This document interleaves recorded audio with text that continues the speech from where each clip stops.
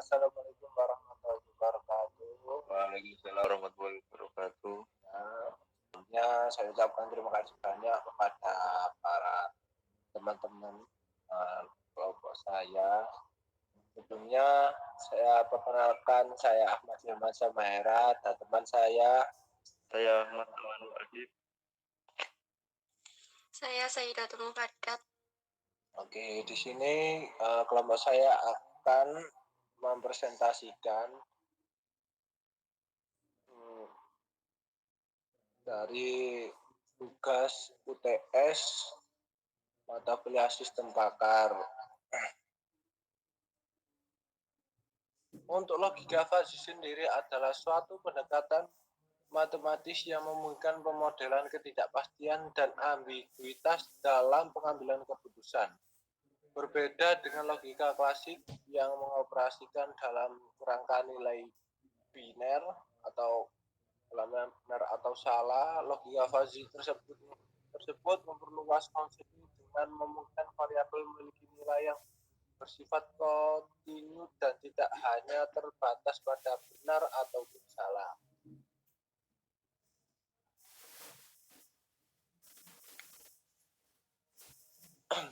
Untuk konsep kunci logika fuzzy ya ada 6 poin. Yang pertama, variabel fuzzy. Variabel fuzzy yang nilainya tidak bersifat pasti melainkan diungkapkan sebagai himpunan nilai yang memiliki tingkat keanggotaan masing-masing. Poin kedua, himpunan fuzzy, nilai-nilai yang bersifat tegas tetapi diungkapkan sebagai himpunan nilai-nilai yang memiliki fungsi keanggotaan yang menentukan sejauh mana suatu nilai termasuk dalam himpunan tersebut. Yang ketiga, fungsi keanggotaan, fungsi matematis yang menunjukkan sejauh mana nilai termasuk dalam suatu himpunan fuzzy. Fungsi ini dapat berbentuk kurva ataupun grafik yang menggambarkan tingkat keanggotaan. Yang keempat, fazifikasi adalah proses mengubah nilai pasti diskrit menjadi nilai-nilai fuzzy dengan menggunakan fungsi keanggotaan. Yang kelima, aturan inferensi.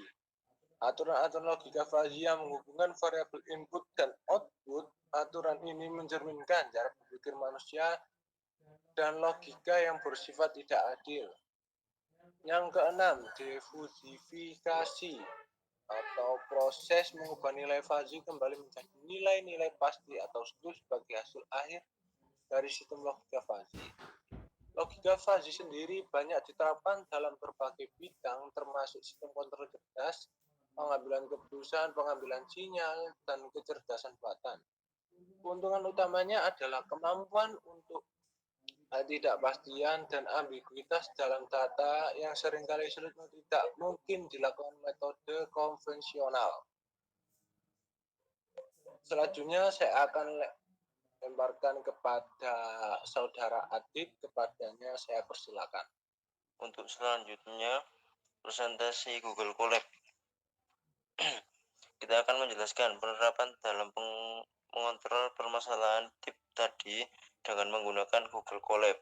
Yang pertama, instalasi terlebih dahulu sistem yang mendukung setup tools paket dengan install dari indeks pengemasan Python menggunakan instalasi install pip install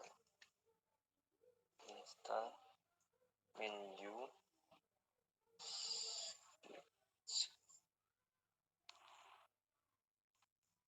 fuzzy, kemudian shift enter.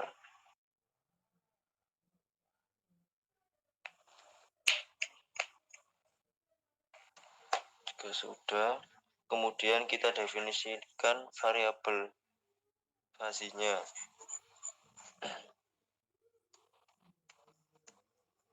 Import nanti fuzzy.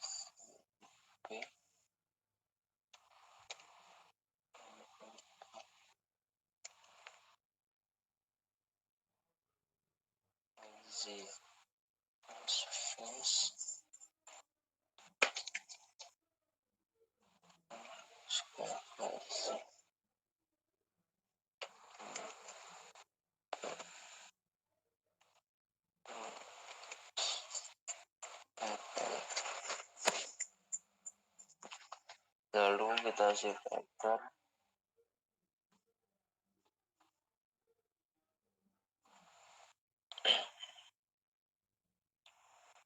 Oke, masih ada error nih. SKU.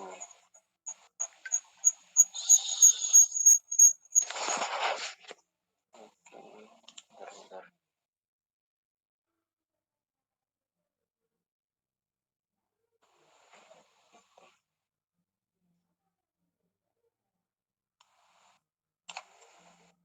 Kita coba ulang penginstalannya.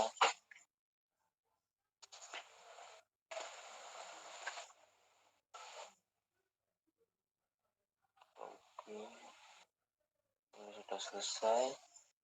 Kemudian kita ulangi kembali.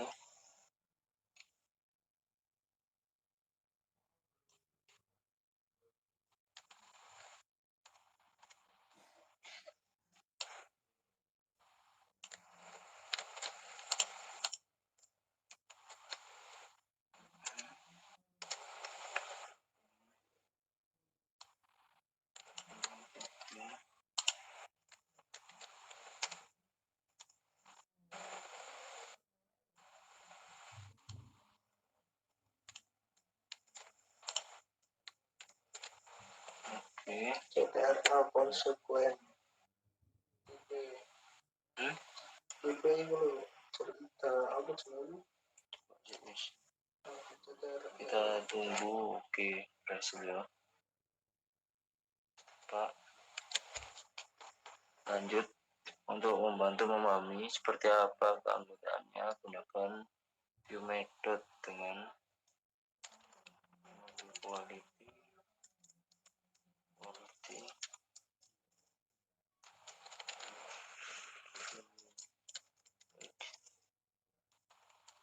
view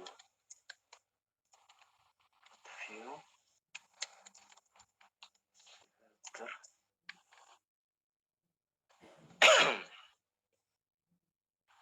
Oke.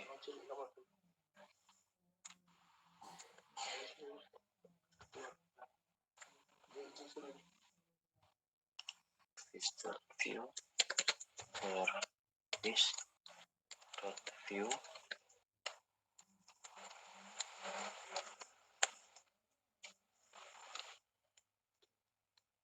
Untuk diagram service dot view, kemudian tip view.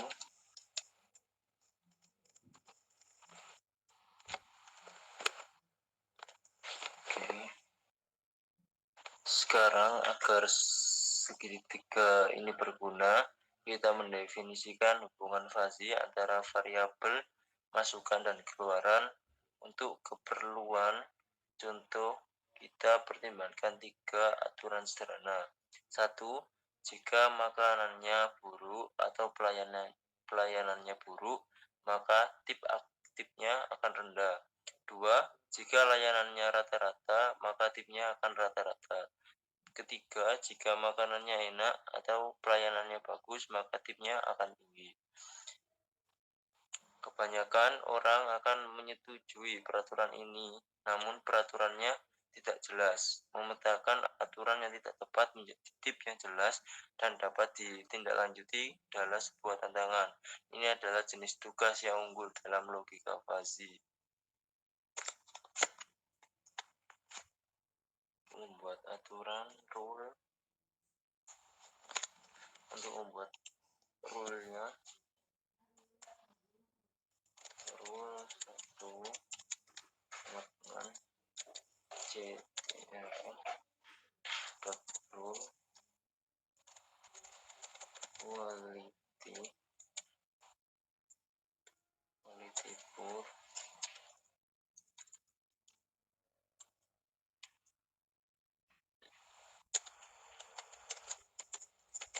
service.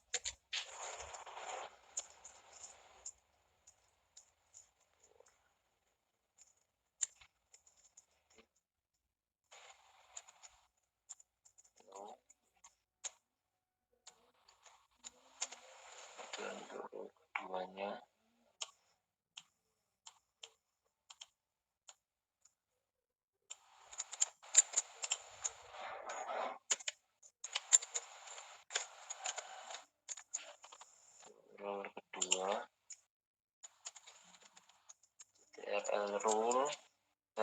service average.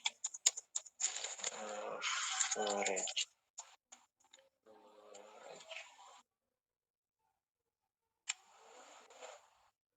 Ya, kita buat medium.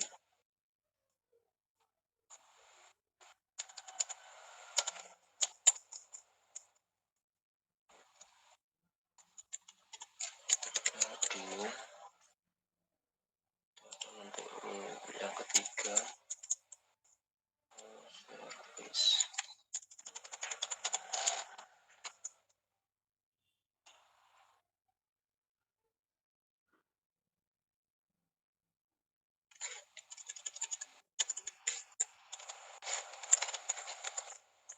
Service good.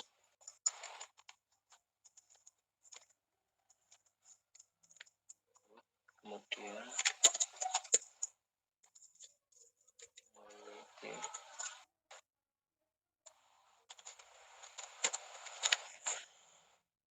Quality.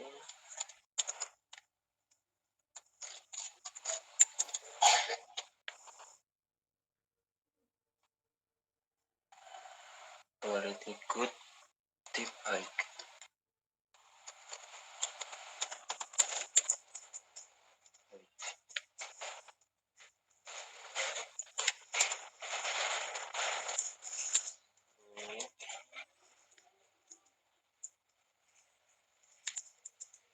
Satu untuk pemanggilan rule-nya, satu view sama database.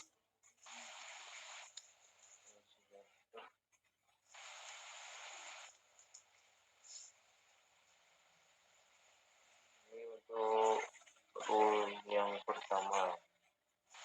Ini rule kedua.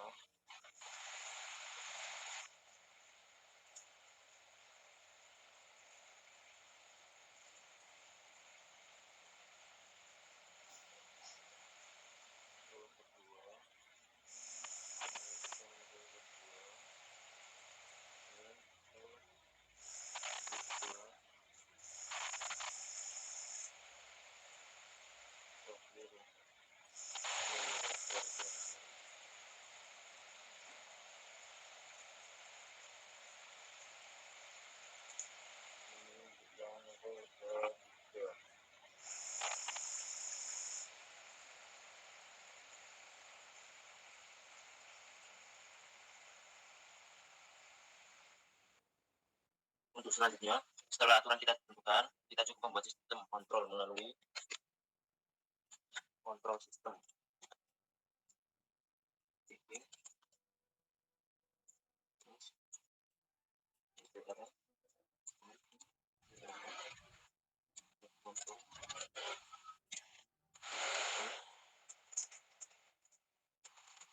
Pertama, kedua, ketiga.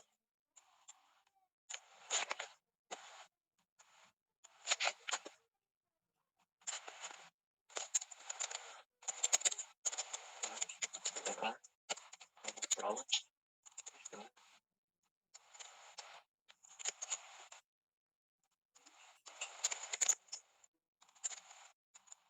Simulation.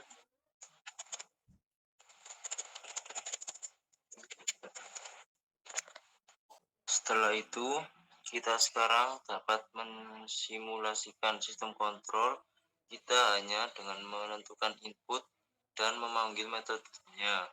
Misalnya, kita memberi nilai kualitas 6,5 dari 10 dan layanan 9,8 dari 10. Tentunya input.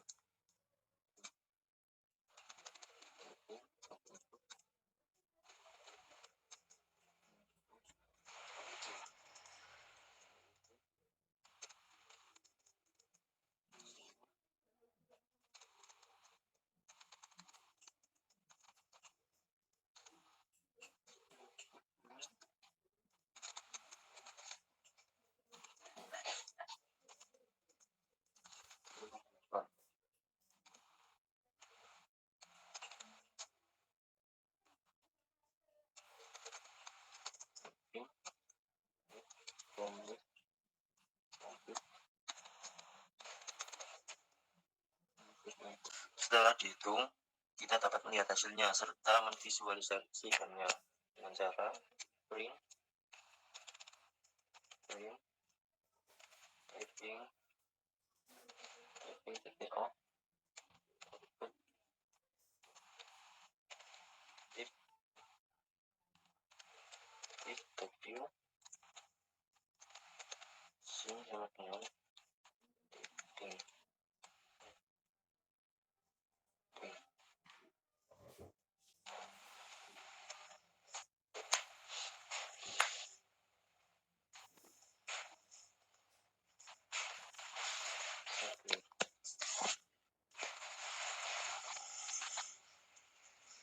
Hasil gambar terakhir ini adalah tip yang disarankan dengan hasil adalah 20,24%.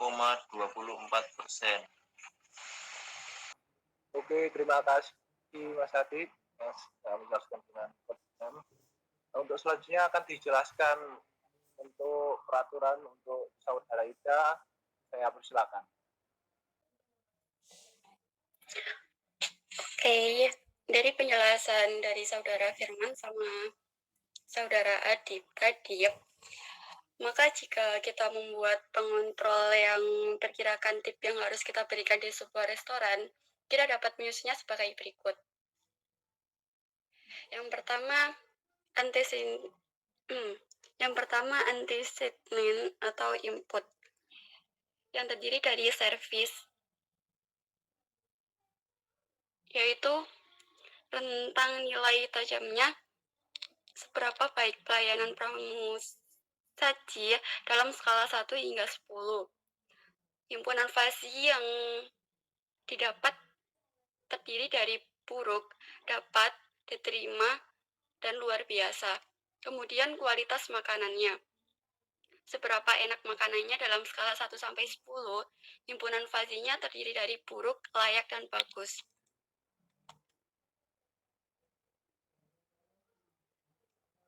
Kemudian untuk slide berikutnya,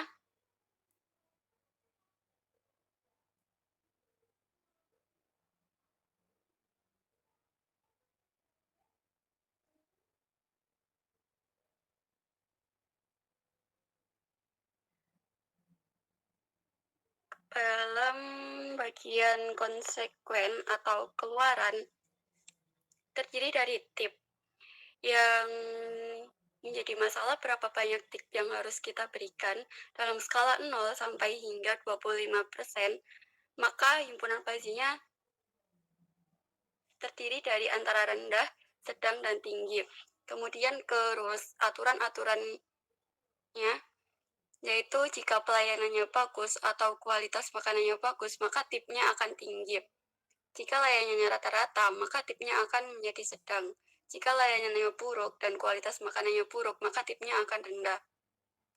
Untuk penggunaan, jika memberitahu pengontrol ini bahwa saya memberi peringkat layanan sebagai 9,8, kualitasnya 6,5.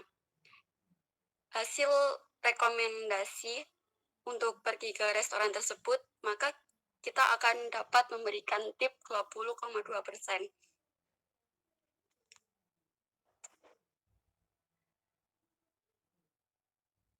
Referensi yang kami gunakan dalam penjelasan materi dan Google Colab-nya dapat dari video belajar fuzzy logic, implementasi Razi using Google Colab alternatif selain Jupyter Notebook, yang dapat diambil di link yang sudah tertera, dan dokumentasi Scikit fuzzy.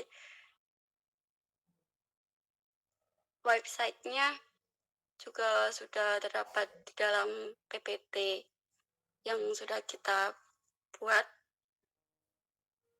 Sekian dari presentasi kami. Maaf jika ada salah kata. Assalamualaikum warahmatullahi wabarakatuh. Waalaikumsalam warahmatullahi wabarakatuh.